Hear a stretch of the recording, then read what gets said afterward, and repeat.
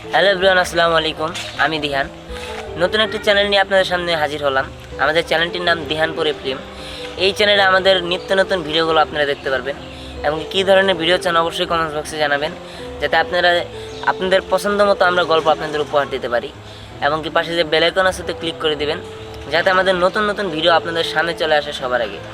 আর সবশেষে আমাদের চ্যানেলটিকে সাবস্ক্রাইব করে আমাদের পাশে থাকবেন। ধন্যবাদ। আসসালামু আলাইকুম দর্শক।